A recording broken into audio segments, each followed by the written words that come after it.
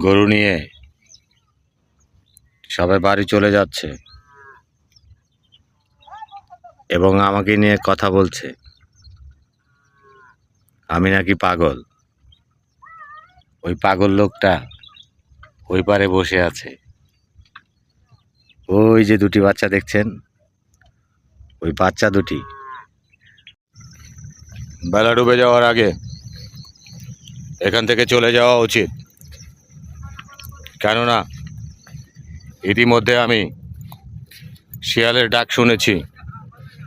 এখানে প্রচুর শিয়ালের বসবাস এবং রাসেল ভাইপার সাপের আতঙ্ক রয়েছে। যখন সারা দেশে রাসেল ভাইপার আতঙ্কে ভুগছিল তখন এখানকার মানুষ ঘর থেকে বের হতো না।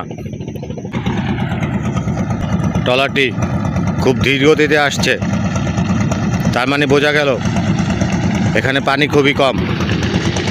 আমাকে আবারও জুতা খুলতে হবে এবং সেই সাথে আমরা ছোট্ট একটা নদী দেখতে পাচ্ছি, স্রোত রয়েছে। এর সৌন্দর্য অপরিসীম, খুবই ভালো লাগছে।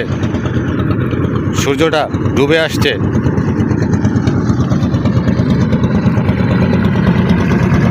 দেখি ট্রলারটা কোন দিকে যায়।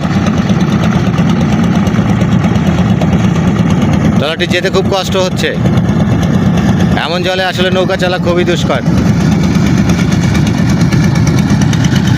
হ্যাঁ, চলে গেছে। এখন ট্রলারটি দৌড় দিবে।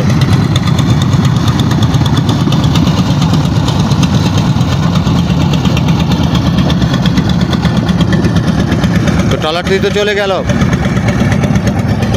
আমি কি করে যাব? চলুন যাত্রা শুরু করি। কিন্তু স্রোত দেখে তো ভয় লাগছে, যদি ডুবে যাই মহাবিপদ হয়ে যাবে। এখানে তো বাঁচানোর কেউ নেই। তো আমি এই দিক দিয়ে যাওয়ার চেষ্টা করব। এই দিকটাতে হয়তো জল কম হতে পারে।